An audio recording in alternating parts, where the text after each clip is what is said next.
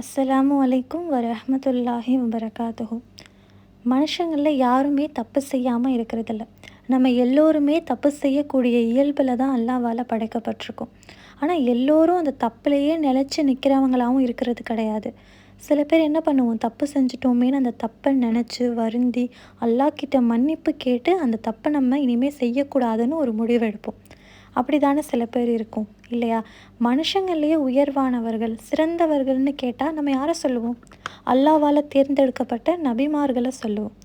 நபிமார்களும் என்ன பண்ணியிருக்காங்க, மனித இயல்புனால சின்ன சின்ன தப்பு செஞ்சு அதுக்காக உடனே வருந்தி அல்லாஹ்கிட்ட தௌபா செஞ்சுருக்காங்க. இதுலேருந்து என்ன தெரியுது? தப்பு செய்கிறதுங்கிறது மனுஷனோட இயல்பு. அந்த இயல்பு அல்லாஹ் கொடுத்து தான் நம்மளை இயற்கையாக படைச்சிருக்கான்.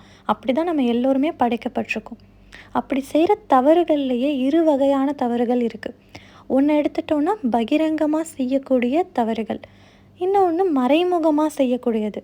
அது என்ன பகிரங்கமாக மறைமுகமானா, இப்போ ஃபஸ்ட்டு டைப்பை எடுத்துப்போம். பகிரங்கமாக செய்கிறது அப்படின்னா, இப்போ நம்ம ஒரு தெருவில் நின்றுட்டு இருக்கோம், நம்மளை சுற்றி நிறையா பேர் இருக்காங்க, நம்ம கண்ணு முன்னாடியே ஒருத்தர் வந்து சிகரெட் பிடிக்கிறாரு, இல்லை குப்பையை கொண்டு வந்து கொட்டுறாங்க. இந்த 2 உதாரணத்தையுமே எடுத்துப்போமே. இப்போ நிறைய குழந்தைகள் விளையாடிட்டு இருக்காங்க, நம்ம எல்லோருமே நிற்கிறோன்னா நம்ம எல்லோரும் அதை பார்த்துட்ருக்கோம். அப்போ நம்மள ஒருத்தர் என்ன செய்வோம், இங்கே நின்றுலாம் சிகரெட் பிடிக்காதீங்க, குழந்தைங்க எல்லாம் இருக்காங்க, இந்த இடத்த விட்டு போங்க, வேற எங்கேயாவது போய் இது பண்ணுங்க அப்படின்னு சொல்லுவோமா இல்லையா?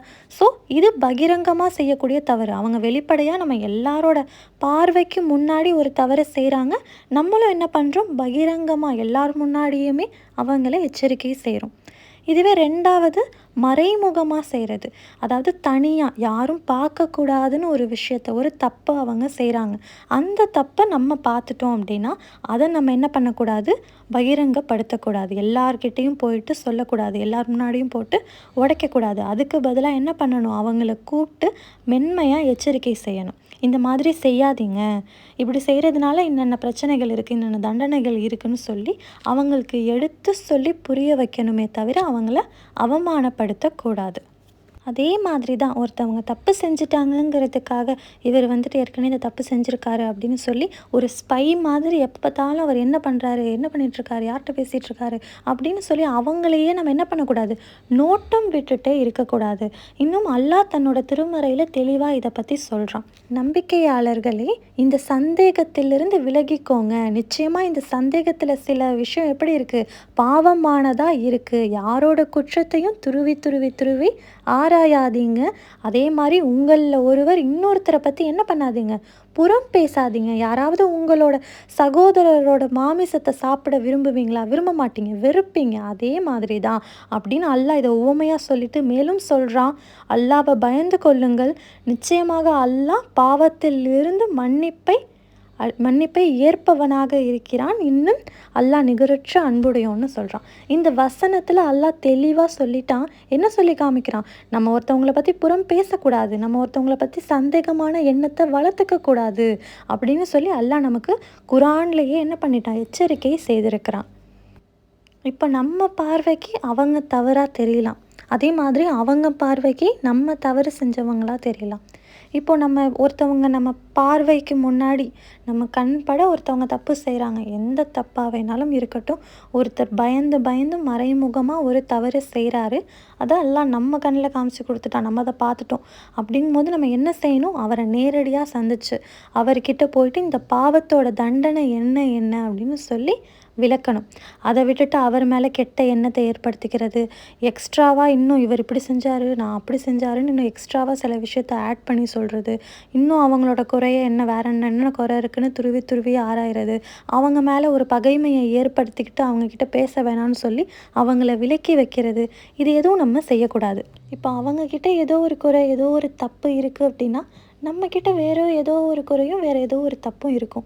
இப்போ நம்ம ஒருத்தவங்களோட குறையை என்ன பண்ணுறோம், வெளியில் எல்லார் முன்னாடியும் சொல்லி அவமானப்படுத்துகிறோம் அப்படின்னா நாளைக்கு கேள்வி கேட்குற அந்த நாளில் அல்லாஹ் நம்ம மறைச்சு செஞ்ச உலகத்தில் செஞ்ச தப்பை எல்லாத்தையும் அந்த நாளில் வெளிச்சம் போட்டு காமிச்சு எல்லார் முன்னாடியும் நம்மளை கேவலப்படுத்திட்டா அந்த நிலைமையை நம்மளால் தாங்க முடியுமா? இன்னும் நபி ஸல்லல்லாஹு அலைஹி வஸல்லம் அவர்கள் சொன்னதான் அப்துல்லா பின் உமர் ரலியல்லாஹு அன்ஹு சொல்லி காமிக்கிறாங்க, ஒரு முஸ்லீம் இன்னொரு முஸ்லீமுக்கு சகோதரன். அப்படி இருக்கிறதுனால அவன் என்ன பண்ண மாட்டான், அந்த ஒரு முஸ்லீம் இன்னொரு முஸ்லீமுக்கு அநீதி இழைக்க மாட்டான். அது மட்டும் இல்லாமல் இன்னும் சொல்கிறாங்க, யார் ஒருத்தவங்க அவங்களோட சகோதரனோட தேவையை நிறைவு செய்கிறதுல ஈடுபடுறாங்களோ அவங்களோட தேவையை நிறைவு செய்வதில் அல்லாஹ் ஈடுபட்டு கொண்டிருக்கிறான்னு சொல்கிறாங்க. அதே மாதிரி யார் ஒரு முஸ்லீம் இன்னொரு முஸ்லீமோட துன்பத்தை நீக்கிறாங்களோ அவங்கள விட்டு ஒரு துன்பத்தை அல்லாஹ் மறுமையில் நீக்கிறேன்னு சொல்கிறானா.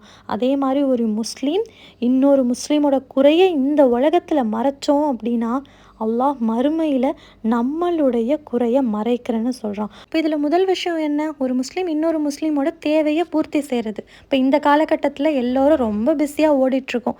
யார் எப்படி போனால் என்ன, என்னோட வாழ்க்கை நல்லா இருக்கணும், நான் நல்லா இருந்தால் போதும்னு ஒரு சுயநலமான வாழ்க்கையை நிறைய பேர் வாழ்ந்துட்டுருக்கோம். இப்போ ப்ராப்ளம் சால்வ் பண்ணுறது, ஒருத்தவங்களுக்கு கஷ்டம், அந்த கஷ்டத்தை நம்ம என்ன பண்ணுறோம், நீக்கிறோன்னா நம்ம கஷ்டத்தை அல்லாஹ் நீக்கிறேன்னு சொன்னான்ல, அந்த விஷயத்தை எடுத்துக்கிட்டோன்னா நம்மக்கிட்ட பெருசாக நம்ம உதவி செய்ய முடியலனாலும் 4 வார்த்தை ஆறுதலாக சொன்னால் கூட போதும்னு எதிர்பார்த்து நம்மக்கிட்ட ஒருத்தவங்க அவங்களோட கஷ்டத்தை சொல்கிறாங்கன்னா அப்போ நம்ம மனசில் ஓடிட்டுருக்கிறது என்ன, நமக்கே நிறையா பிரச்சனை, நம்மக்கிட்ட இவங்க பிரச்சனையெல்லாம் சொல்லிகிட்டு இருக்காங்கன்னு சொல்கிறோம். அட்லீஸ்ட் அதுக்கு பதிலாக ஒரு 4 வார்த்தை, அல்லாஹ் லேசாக்கி வைப்பான், கவலைப்படாதீங்க, அல்லாஹ் இந்த துன்பத்திலிருந்து உங்களை மீட்டு கொண்டுட்டு வருவான் அப்படின்னு சொன்னோம்னா அவங்களுக்கு அதிலிருந்து ஒரு நிம்மதி கிடைக்குமா இல்லையா? குறைய துருவி ஆராயிற விஷயம் சொல்லவே வேண்டாம். யாரோட ஒரு விஷயமாவது தெரிஞ்சு போயிடுச்சுன்னா போதும், வாட்ஸ்அப் கால், குரூப் கால் பண்ணி உனக்கு தெரியுமா இப்படி ஆச்சா அப்படி ஆச்சான்னு அவங்களோட குறைய பேசி தீர்க்கிறத எப்படி சொல்கிறது, ஒரு பொழுதுபோக்காக வச்சு இந்த காலத்தில் வாழ்ந்துட்டுருக்காங்க. அப்படிப்பட்ட விஷயம்லாம் நம்மக்கிட்ட இருக்குன்னா அல்லாஹ் நிச்சயமாக நம்மளை அதிலிருந்துலாம் பாதுகாக்கணும். அப்படிப்பட்ட விஷயங்களில் செய்கிறதுலேருந்து நம்ம தடுக்கணும் இன்ஷா அல்லாஹ். இதெல்லாம் ஒரு சின்ன தப்பு தானே அப்படின்னு நம்ம நினைக்கலாம். ஆனால் இதுக்கும் கடும் தண்டனை இருக்குன்னு நபி ஸல்லல்லாஹு அலைஹி வஸல்லம் அவர்கள் சொல்லியிருக்காங்க. இந்த ஹதீஸை அறிவிப்பவர் இப்னு அப்பாஸ் ரலியல்லாஹு அன்ஹு. யார் மக்கள் பேசுகிறதெல்லாம் ஒட்டு கேட்குறாங்களோ, யாரை பார்த்து ஐயோ இவங்க வந்துட்டாங்க, இவங்களுக்கு தெரிஞ்சிச்சுன்னா முடிஞ்சு போச்சு, எல்லாருக்கும் தெரிஞ்ச மாதிரி தான் சொல்லி அந்த அளவுக்கு பார்த்து விரண்டு ஓடுறாங்களோ அந்த நபரோட காதில் ஈயத்தை காற்றி ஊற்றப்படும்னு நபி ஸல்லல்லாஹு அலைஹி வஸல்லம் அவர்கள் சொல்லியிருக்காங்க. இந்த தண்டனை யாருக்கு? யார் மக்கள் பேசுகிறதெல்லாம் கேட்குறாங்களோ, யாரை பார்த்து மக்கள் விரண்டு ஓடுறாங்களோ அவங்களுக்கு இந்த தண்டனைன்னு நபி ஸல்லல்லாஹு அலைஹி வஸல்லம் சொல்லி காமிக்கிறாங்க. எப்படி பிறரோட குறையை துருவி ஆராயிறது, பிறர் குறையை எல்லார் முன்னாடியும் போட்டு உடைக்கிறதுலாம் பாவம்னு பார்த்தோமோ, அதே மாதிரி மற்றவங்க வீட்டில் அனுமதி இல்லாமல் போகிறது, அனுமதி இல்லாமல் எட்டி பார்க்குறதுலாம் செய்யக்கூடாதுன்னு இஸ்லாத்தில் சொல்லியிருக்காங்க. இப்போ நம்ம ஒருத்தவங்க வீட்டுக்குள்ளே போகணும் அப்படின்னு நம்ம நினைக்கிறோம், வீட்டுக்குள்ளே ஏதோ ஒன்று அவங்க கிட்ட பேச போகிறோம், இல்லை எதுவாக வேணாலும் இருக்கட்டும், எப்படி போகணும்? வீட்டு வாசலில் நின்று சலாம் சொல்லணும். சலாமுக்கு வீட்டிலேருந்து பதில் வந்துச்சு அப்படின்னா வீட்டுக்குள்ளே போகலாம், பதில் எதுவும் வரல அப்படின்னா நம்ம திரும்பி போயிடணும். இப்படி தான் இஸ்லாத்தில் சொல்லப்பட்டிருக்கு.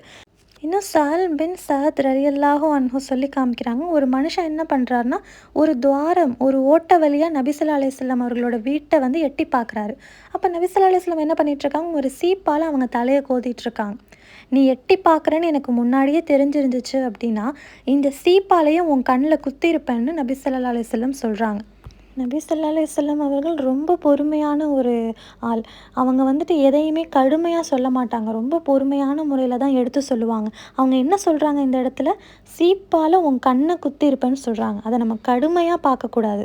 அப்போது அந்த அளவுக்கு அந்த மாதிரி ஒருத்தவங்க வீட்டில் எட்டி பார்க்குறதுங்கிறது பாவத்திற்குரிய செயலாக இருக்குது. அல்லாஹ்விடத்தில் தண்டனையை வாங்கி கொடுக்கக்கூடிய ஒரு செயலாக இருந்ததுனால தான் நபி ஸல்லல்லாஹு அலைஹி வஸல்லம் என்ன சொல்கிறாங்க, சீப்பால் உன் கண்ணை குத்திருப்பேன்னு கடுமையாக சொல்கிறதுக்கு காரணம் அதுதான். அப்படிப்பட்ட ஒரு தவறான செயலாக அது இருக்க போகிறதுனால தான் நபி ஸல்லல்லாஹு அலைஹி வஸல்லம் அவர்கள் அப்படி சொல்லி காமிக்கிறாங்க. இப்போ இந்த பயான்லேருந்து நம்ம தெரிஞ்சுக்கிட்டது என்ன, பிறர் குறையை நம்ம ஆராயக்கூடாது, பிறர் குறையை நம்ம என்ன பண்ணக்கூடாது, வெளிச்சம் போட்டு காட்டக்கூடாது. அதே மாதிரி மற்றவங்களோட வீட்டில் அவங்களோட அனுமதி இல்லாமல் எட்டி பார்க்கக்கூடாது. இந்த காரியங்களை விட்டு நம்மளை அல்லாஹ் தூரப்படுத்தணும்னு துவா செய்தவளாக எனது உரையை நான் நிறைவு செய்கிறேன். அஸ்ஸலாமு அலைக்கும் வரஹ்மத்துல்லாஹி வபரகாத்துஹு.